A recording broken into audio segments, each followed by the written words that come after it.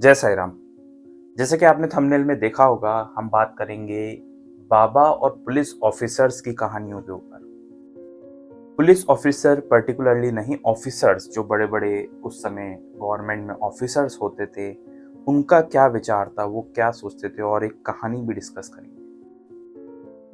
देखिए, साईं बाबा का एक नियम होता था कि वो कभी-कभी भिक्षा लेने जाते थे कुछ घरों से, और वो जो भी मिलता था वो अपनी टीन में गीला और सूखा लेके आके और मिक्स करके वो पूरे दिन में सबको बांट के ख़त्म कर देते थे।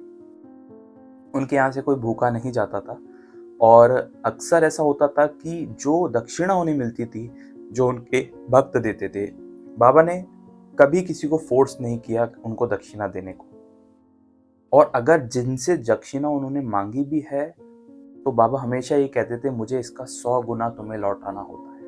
मैं जो भी तुमसे लेता हूँ, मैं उसका 100 गुना तुम्हें लौटाता हूँ। और जिनसे भी लिया उन्होंने खुशी खुशी दे दिया, और वो बाबा दक्षिणा उसी दिन सब बांट के ख़त्म कर देते थे। कभी कुछ किसी को दे दिए, कुछ किसी को दे दिए, कुछ किसी को दे दिए, ऐसे बांट के उसी दिन वो जो दक्षिणा थी वो बाबा ख़त्म कर दिया। कहीं कहीं तो 50-100 रुपए, उस जमाने में मैं आप बात कर रहा हूँ, 1918 से पहले 50-100 रुपए जो होते थे, उनको वो भी बाबा झोली में से निकाल के बांट देते थे। इसका रहस्य किसी को नहीं पता पड़ पाया, और पता भी कैसे पड़ पाएगा, क्योंकि जो समर्थ सदगुरु हैं, उन्होंने धन उनके लिए कुछ भी नहीं है।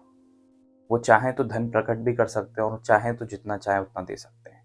तो 50 क्या 100 क्या, उस ज़माने में वो हज़ारों भी बाँट देते थे, तो इसके लिए हमें आश्चर्य नहीं होना चाहिए, क्योंकि वो स्वयं समर्थ सद्गुरु हैं। उनके हाथ में ही सब है। अब बात करते हैं क्या हुआ। तो जब बाबा इतनी सारी दक्षिणा जो थे, जो पैसे थे, वो दे दिया करते थे लोगों में, इसकी खबर जो पुलिस ऑफिसर्स हैं, जो गवर्नमेंट ऑफिशियल है, उस ज़माने में जैसा कि आप जानते हैं अंग्रेज़ों का राज था, उनको लगता था। अब कई अंग्रेज ऑफिसर्स जो इनकम टैक्स के थे, उन्होंने नज़र भी रखी। उन्होंने बाबा पे नज़र रखी कि इनकी इनकम सोर्स क्या है, ये पैसा कितना आ रहा है, कहाँ जा रहा है, ये क्या कर रहे हैं उस पैसों का, उनकी पोज़ीशंस क्या हैं, उनकी प्रॉपर्टी क्या है, क्या-क्या है। क्योंकि आप जानते हैं 1910 के बाद से जो ख्याति है बाबा की, वो इतनी फैलना शुरू हो गई थी कि दुनिया भर से लोग बाबा के पास दर्शन करने आते।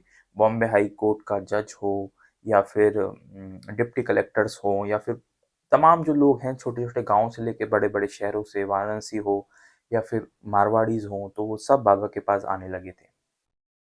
अब हुआ क्या, कुछ इनकम टैक्स ऑफ़िसर्स ने बाबा पर नज़र रखनी शुरू की। उन्हें मिला कुछ भी नहीं, क्योंकि वो बस ये जानना चाहते थे इनकम सोर्स क्या है। वो देखते थे जो आता था बाबा उसको बाँट देते थे। एक बार एक ऑफ़िसर आया और बाबा के दर्शन किए। बाबा ने बोला कि मुझे 50 रुपए दक्षिणा दो। तो वो ऑफ़िसर ने मना कर दिया। तो बाबा ने उनसे कहा कि अपनी जेब चेक करो, उसमें 50 रुपए ही निकलेंगे। वो थोड़ा सकमगा गया, मतलब एकदम भौचक्का हो गया कि भाई बाबा को कैसे पता मेरी जेब में कितने पैसे। फिर बाबा ने उसको लिए नहीं, बाबा ने कहा कि इसको रखो अपने पास, तुम्हें आगे ज़रूरत पड़ेगी। और ऐसा ही हुआ कि वो आगे जाके किसी मुसीबत में फँस गया कि उसको उतने ही रुपए की ज़रूरत पड़ी जितने बाबा ने कहा था, और जो उसके पर्स में पहले से थे। तो ऐसी कहानी हमें ढेर सारी जानने को मिलती है, जिसमें बाबा के ऊपर नज़र रखी गई कि बाबा के पास कितने पैसे हैं, कितनी धन दौलत है। लेकिन जो बाबा थे, उन्होंने कामिनी और कांचन को ठुकरा रखा था।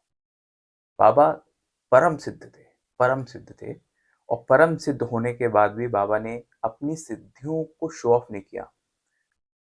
परम सिद्ध होना अलग बात है, और उन सिद्धियों को दिखा के कि देखो मेरे पास ये सिद्धि है, वो सिद्धि, उन्होंने कभी इस्तेमाल भी नहीं किया। मेरे अकॉर्डिंग उन्होंने कभी इस्तेमाल भी नहीं किया।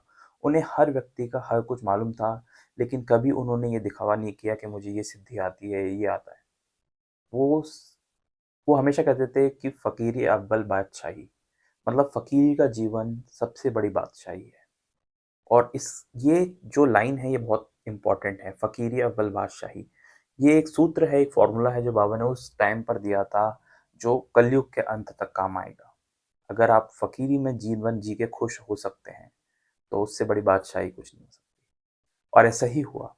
जब बाबा का अंत समय आया, तो बाबा जैसे 9 कॉइन बाबा ने लक्ष्मीबाई को दिए, और ऐसे-ऐसे दिए, बाबा के पास कुछ भी नहीं मिला। अंत समय में चंद जो सिक्के थे, चंद जो रुपए थे वही मिले।